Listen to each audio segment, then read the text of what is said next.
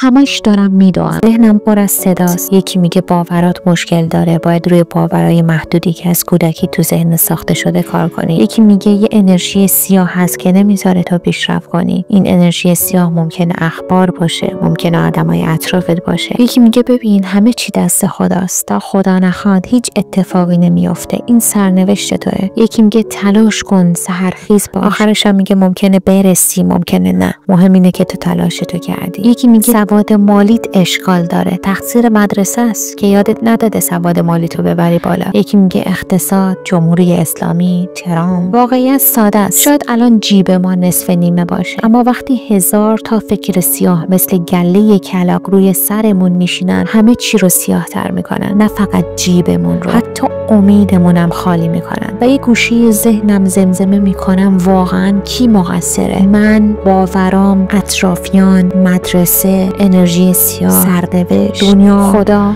اما بعد رسیدم به یه نکته از کتاب The Power of Now اثر اکهارت توله. این میگه بیشتر رنج ما نه از واقعیته، بلکه از افکاریه که مدام تو سرمون میچرخن. من الان یه جیب نیمه پر دارم، این واقعیته، اما وقتی شروع میکنم 1000 تا فکر سیاه روش سوار میکنم، مکانیزم ماشه، انرژی سیاه، آینده تاریک، ذهنم هم میشه بدهکار. اینجاست که حس سنگینی روی قفسه سینم میکنم، حس ناشکری میاد سراغم. اصلا چرا بچه دار شدم؟ چرا مهاجرت نکردم؟ اصلا چرا ولش کن، اینو نگم بهتره. اکهارت توله میگه اگه در لحظه حال زندگی کنی، بار 90% این استرس از دوش ذهنت برداشته میشه. 90% کم نیست ها. وای خدایا، یعنی همین فکر و صداهایی که واقعی نیست تونسته منو از پا در بیاره. خب پس راهش چیه؟ باید تصمیم بگیرم به هر صدای گوش دادم، آدمایی رو دنبال کنم که راه رفتن رو نشون میدن، نه فقط شعار دادن رو. نسخه ای رو برام بپیچن که مناسب خودمه، نه نسخه ای که برای خودشون کار میکنه. به جای غرق شدن توی آینده یا گذشته، برگردم به امروز. امروز چه کار کوچیکی میتونم بکنم که فردام راحت تر بشه؟ قبیله‌مو پیدا کنم، همون آدمایی که مثل من دردو میفهمن اما تسلیمش نمیشن، همون آدمی که نگاش کنی یا حرفاشو بشنوی انگار حس میکنی که داره هولت میده به سمت برداشتن قدمی که خیلی وقت پیش می‌خواستی برداری. دیجیتال دیتاکس انجام بدم، روزانه حتی نیم ساعت گوشی رو کنار بذارم، مخصوصا اخبار و شبکه‌های اجتماعی، چون میدونم تحقیقات روانشناسی نشون داده مغز مثل اسفنج،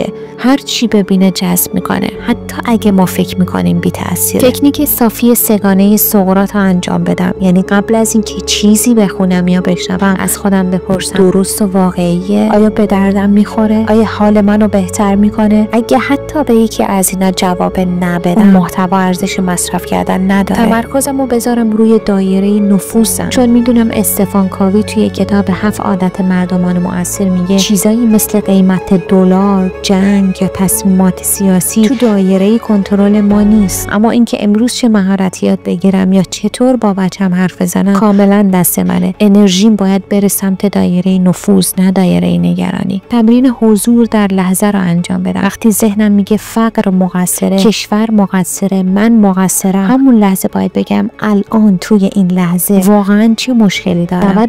90% مواقع میبینم مشکل فقط توی فکر من بوده، نه در لحظه حال. اطرافیانم هوشمندانه انتخاب کنم، چون روانشناسا میگن میانگین 5 نفری میشم که بیشتر وقتم رو باشون میگذرونم. پس چه در دنیای واقعی چه مجازی، آدمایی رو دنبال کنم که رشد میکنن، الهام میدن، شجاعتمو زیاد میکنن. هر وقت افکار سیاه میاد سریع روی کاغذ مینویسم، بعد جلوی هر فکر سیاه یه فکر واقع بینانه و مثبت جایگزین میکنم. این تمرین علمی توی CBTI به شدت جواب میده.